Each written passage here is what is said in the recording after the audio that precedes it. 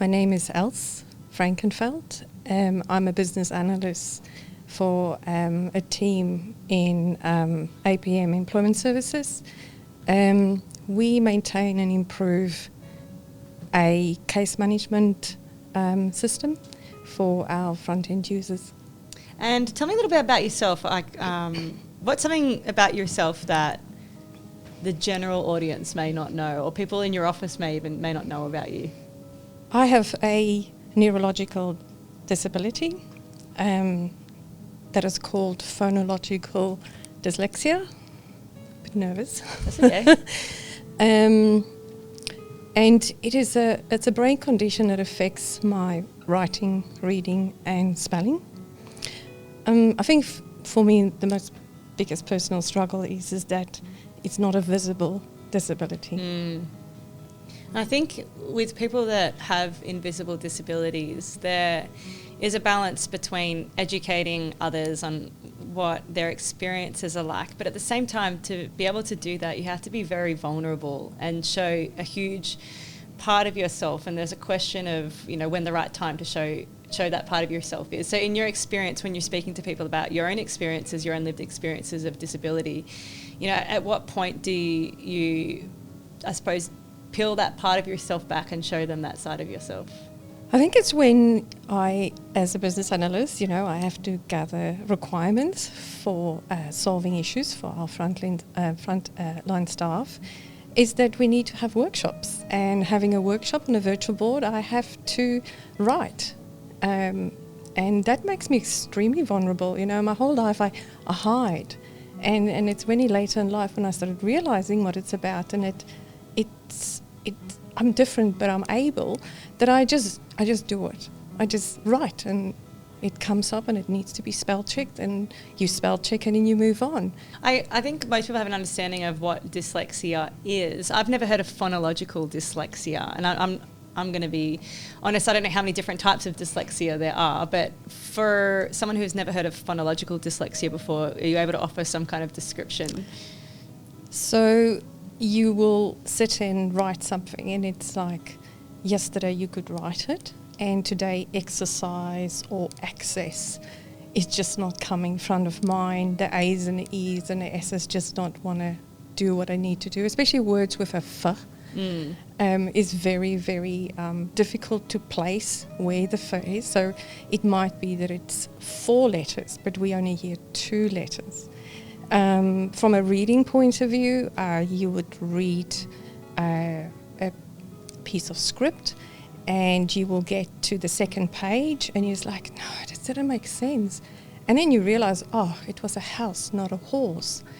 So it does affect everything you do, and it's not a disability that goes away. It was discovered when I was 11, and diagnosed late in my 30s, but it's something that I deal with every day. Was there anyone in your life who mentored you through that and to unlock that side of intelligence within you? It was a history teacher, because I love history, and I didn't have to write much about it. Because facts is facts in history. And I had art history right till I finished school. So it was those 2 teachers that just saw my ability and focused on that gave me the courage to be too concerned about the other things that's not falling in place. And how did that make you feel when there was someone who sat with you and walked you through that process to make you realise that you're very talented, you're very creative, and they're your strengths, they're what your strengths are? I think it's a matter of getting to the point where you say to yourself, yes, I'm different, but I'm able. And it just gives you that courage to deal with the fact that you come in today and you can't spell exercise. You're just like, oh, well, it's just another day. Thank goodness for spell check. Tell me about where you grew up. Did you grow up in South Africa? Grew up in South Africa, yes. Was born in a small town in very much what you call here the wheat belt in Australia. It was the maize belt, and it was a little town called Frankfurt. And then most of my adult life I lived in Johannesburg. I do admire anybody that moves from one country to another. I think anyone that takes the courage to do that is just an incredible person. How was the process of moving from South Africa to Australia for you? And did you settle in quickly? Did you feel like home pretty quickly? Feel like home immediately. Just love being in Australia. Any move is tough. And then, you know, moving from there here was interesting. So culture was different. So there's a lot of stuff that you needed to start learning, but it was exciting because it's something new. And what about the culture around disability? Did you have much experience around disability culture in South Africa? What's that like? It's very sad. People get institutionalized, so they are not mainstream in South Africa, so you don't know. Where here, I was just blown away that it was in the school system and the kids were there and they were cared for, and it was just part of mainstream. It was really encouraging. Yeah, I feel very fortunate. I grew up with my disability from the age of 3, and I have a twin sister. I went through the school system in Australia, but was put into the same schooling system as my sister, and, you know, had the support of my siblings when I was going through school. And I feel very fortunate because with a lot of the travel that I've done on the Australian swimming team, I know that it's not necessarily the case in other countries. And not only that, but the opportunities that are afforded to people with disabilities in Australia are vastly different. Tell me about how you became involved with APM. Where did that begin for you? I was working in the retail industry for a very long time. And in 2013, I felt it just was not sitting with my values as a person anymore. And I needed to find a way out. I needed to look for a different industry.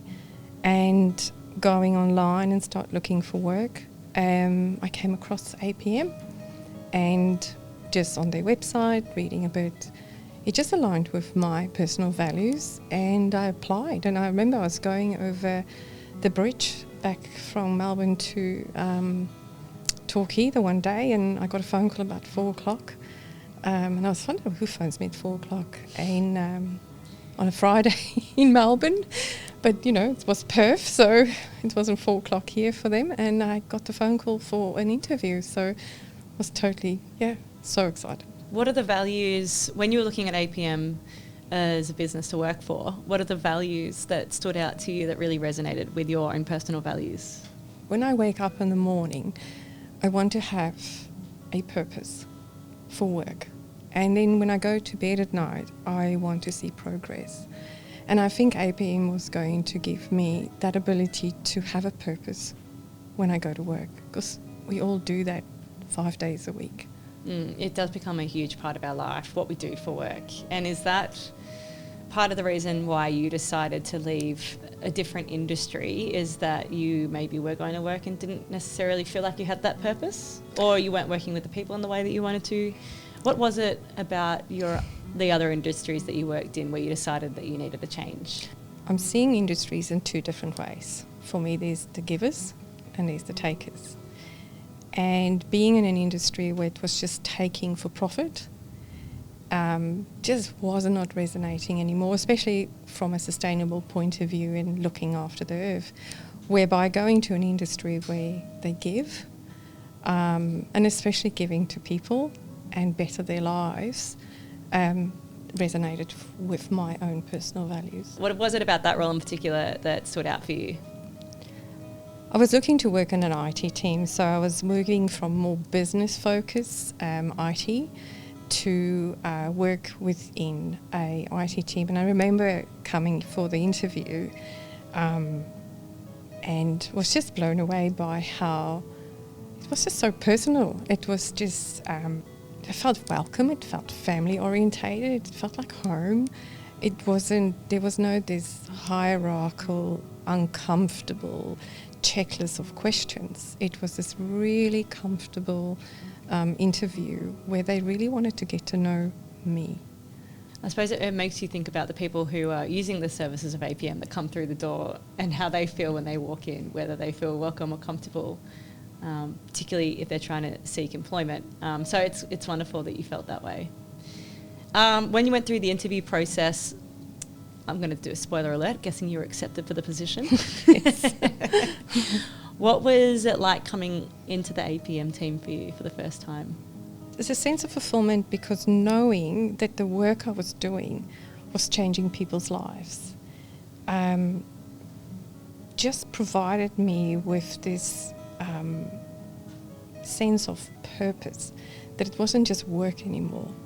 And in the fact, I always say that we have to go to work every day. But if you have the ability to jump out of bed and I want to go to work, that's different. And that's what APM has given me. As a person with a disability yourself, that must be always at the front of your mind, that everything that you do within your role eventually affects people who have disabilities, and that's something that you obviously resonate with. It's my focus. That's the only thing that you focus on. You get the requirements, you look at it, and it's like when you sit analysing it, start pulling it apart, it is like, how is it going to affect? Whatever I do, how is it going to affect the person that needs to work with the system? Because for me, it's all got to do with creating a higher productivity in their day-to-day life, so that when they are engaging our participants, we make sure they're present. Because I think a person with a disability coming through our front doors is not just having a disability. They have personal issues, they have financial issues. And we need our front-end staff or our frontline staff to be present. And as a person that has a lived experience of a disability, if you think back to yourself when you're 11 years old and then think to now, working in the position that you do at APM and the skills that you've learnt, as well as some of the your very unique factors that you bring to your role because of your disability. Did you ever imagine when you were 11 that you would be in a position that you are now, where you're excited to jump out of bed every day and go to work? Not when I was 11. Yeah, never have I thought that I would be in this position, whereby I'm absolutely just loving what I'm doing, and I'm doing it with a disability, and I don't feel that I need to hide it. I think APM has been incredible by acknowledging my abilities instead of focusing on my disability. This is the first company that is actually assisting. Never really had an experience where my disability was assisted, whereby I had to do so much more hours of work to ensure that I have put whatever work I need to hand in through the ringer to present it. What's been your experience working for APM in terms of feeling that sense of empowerment, knowing what's possible in your own personal case and knowing that that can be possible for millions of people across the globe? I know that's a very loaded question. Yes, it is about. So I think it's pride in work. If companies can accept that people have a disability and allow them just to do their work and have pride in work and proud of their work, I think it's really important, because with a disability, people don't understand that you don't always want that tick, you don't always want that acknowledgement, but it is really important that people actually are proud of what we're doing, because we put so much more in to get a piece of work out. I've seen that time and time again, believe me. I can really resonate with what you've just said there.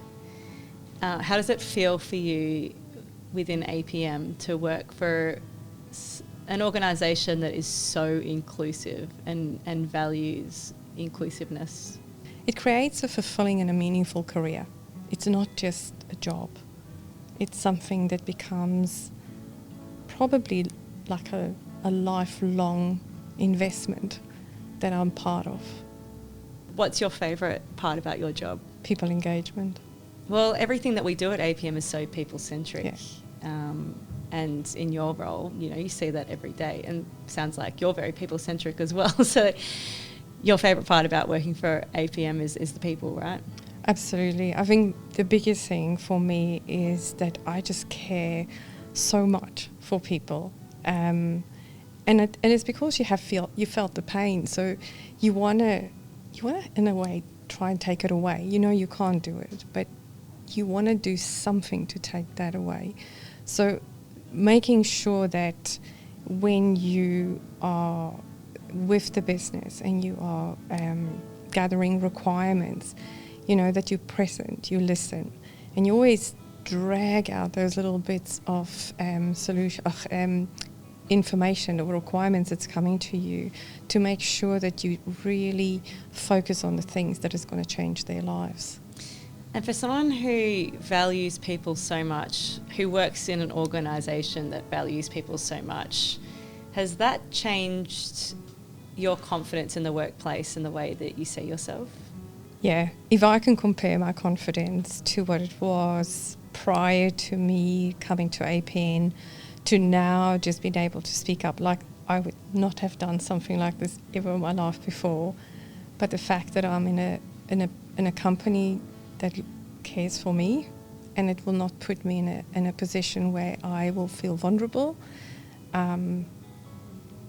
definitely. For anyone who's listening, is there a key moment or a key message in your life that you would love to tell them?